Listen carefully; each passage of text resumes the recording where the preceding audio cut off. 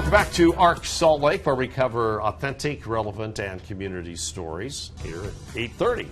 The Utah Republican Party held its state convention this past weekend. They voted on party leadership by re-electing Rob Axson to remain in charge. Now, it was a close race. Axson won a close vote over former governor candidate Phil Lyman, and right now we have a delegate from the GOP convention, former Utah Governor Gary Herbert, joining us to talk a little bit about the convention. So you were there for much of the day. I was. I had to work around a funeral in our family, but was there and talked with many of the delegates and a lot of the people there, and candidates and elected officials. So I was kind of at home. So what was your observation of how everything went? Well, it was a pretty good turnout for an off-election year. 4,000 delegates and about 2,500 plus showed up. That shows some energy in an off-year election. And of course, the topic of conversation was who's going to be the chair and what direction are they going to lead us if they're elected.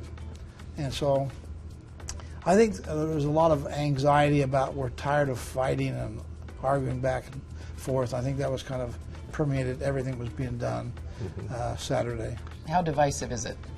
It's pretty divisive. You know, we've been arguing about it since 2014 when so-called Senate Bill 54 was passed, which provided a dual pathway to the ballot. And some like convention only and the caucus system, fine. Others think it's a little too extreme there and not representative of the 950,000 registered Republicans in the state. Is that likely to change, do you think? I think, well, change meaning what? Maybe the legislature takes it up again, or is this just... I think there's always going to be discussion about how can we make it better. For example, I think the dual pathway and all of its ability to get more people involved and more inclusive still needs some reform. I mean, the number of signatures you need to get probably is not the right number. We have county commissioners, for example, in Utah County have to get as many signatures as if you're running for Congress. That's probably not the proper balance. People can only sign for one petition, and that makes it a little harder in smaller areas of population to get enough signatures, not as many signatures to go after. And so there's some streamlining and some improvements can be made better.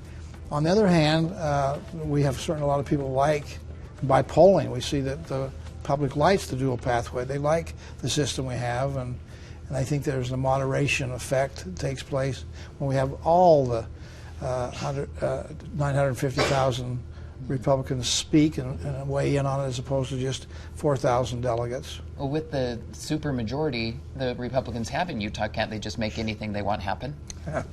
Well, no, because there is such a thing as a legislature that creates law. And so we have to follow the law, whether you like the law or not, and some don't. So there's an effort to change it, to modify it and improve it, and I think some of that is really good. Is the Republican Party changing, do you think? I don't know that it's changing as much as we have the pendulum swings back and forth, back and forth. The questions have been asked to me, could Ronald Reagan get elected today? And he may not. He was not quite as aggressive as we see some of our politicians today. I think for many in the Republican Party, and even the Democrat, are tired of the talk and no action. And so we've elected somebody who's a little bit more aggressive, kind of like a bull in a china shop and breaking a lot of glass, and that's what the public wanted. Somebody get in there and shake it up a bit and say, we mean business, we're going to change this and make it better. Phil Lyman has created a lot of noise the last while. Yes, Phil's, again, he's pushing the envelope and maybe kind of a China breaker himself. I was a little surprised that his speech at the convention was a little more unifying and a little bit esoteric. I didn't know exactly what he started out with talking about the parables of the Bible and Jesus, and then talked about want to be sons of liberty in the early beginnings of our country and during the Revolutionary War. And then he talked about the witch hunts in Salem. So it was really an interesting talk. But he finished by saying, "We're going to work together. Whoever wins, I'm going to support." So I appreciate the fact that there's an effort at least to unify and come together and speak with one voice. Now, the trend of conservatism really started with more than a decade ago with the Tea Party, Yes. and voting Bob Bennett out because he wasn't conservative enough. Yeah, and that's, again, fewer people can make a bigger difference with a convention system. And it's a representative, supposedly, of the neighborhood that you come from. Unfortunately, we're finding that's not necessarily true. There's always complaints about too much money being involved, but I remember when Orrin Hatch was running, spent about $3 million to help stack the delegates throughout the state of Utah to make sure that they were delegates for Hatch as opposed to anybody else running. So there's different ways to game the system. Having more inclusive participation probably is a better thing to get the right person that more of the people feel like represents their issues and their needs. But it'll be interesting to see what happens, because I know Rob has talked about he would like to have some improvement in Senate Bill 54. That means the legislature's got to do something.